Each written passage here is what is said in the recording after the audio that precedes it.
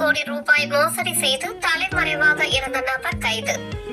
திருப்பூர் மாவட்டம் பல்லடம் அருகே வேலப்ப கவுண்டம் பாளையத்தை சேர்ந்தவர் சிவகுமார். இவரது சகோதரர் விஜயகுமார் மற்றும் விஜயகுமாரின் மகன் ராகுல் பாலாஜி மற்றும் பிரவீனா ஆகிய நால்வரும் சேர்ந்து கோவை, திருப்பூர், ஈரோடு ஆகிய பகுதிகளில் 50க்கும் மேற்பட்டோரிடம் தொழில் செய்வதற்கு வங்கி கடன் வாங்கி தருவதாகவும், உங்களது தொழிலில் பங்குதாரராக சேர்ந்து கொள்கிறோம் என கூறி 50க்கும் மேற்பட்டோரிடம் நிலம் மற்றும் வீட்டு பத்திரத்தை வாங்கிக் கொண்டு வங்கி கடன் பெற்று தராமல் சுமார் 200 கோடி ரூபாய்க்கு மேல் மோசடி செய்துள்ளனர்.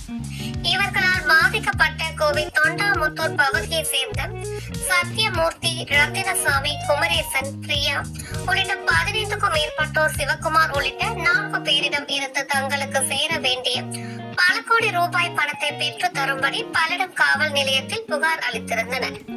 இவர்களது புகார் தொடர்பாக பல்லடம் போலீசார் எந்த நடவடிக்கை மேற்கொள்ளாததால் மாவட்ட ஆட்சியரிடம், திருப்பூர் மாவட்ட காவல் கண்காணிப்பாளரிடம் தொடர்ச்சியாக புகார் மனு அளித்தனர்.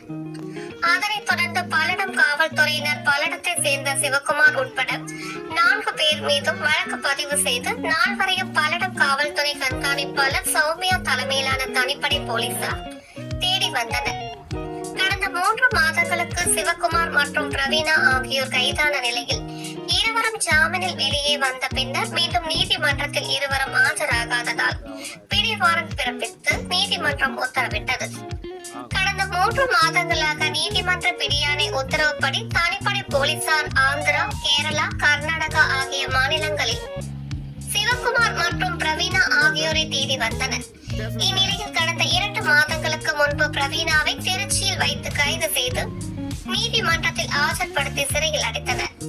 இந்நிலையில் நேற்று இரவு மோசடி மன்னன் சிவகுமார் தேனியில் இருப்பதாக கிடைத்த தகவலின் அடிப்படையில் தனிப்படை போலீசார் சிவகுமாரை தேனியில் வைத்து கைது செய்தனர். கைது செய்யப்பட்ட சிவகுமாரை பல்லடம் அழைத்து வந்து மருத்துவ பரிசோதனைக்கு பின் நீதிமன்றத்தில் ஆஜர்படுத்தி சிறையில் அடைக்கப்பட்டுள்ளனர். திருப்பூர், கோவை, ஈரோடு ஆகிய 3 மாவட்டங்களில் 200 கோடி ரூபாய்க்கு மேல் மோசடி வழக்கில் சிக்கி தலைமறைவாக இருந்த சிவகுமாரை போலீசார் கைது செய்த சம்பவம் பெரும் பரபரப்பை ஏற்படுத்தியுள்ளது.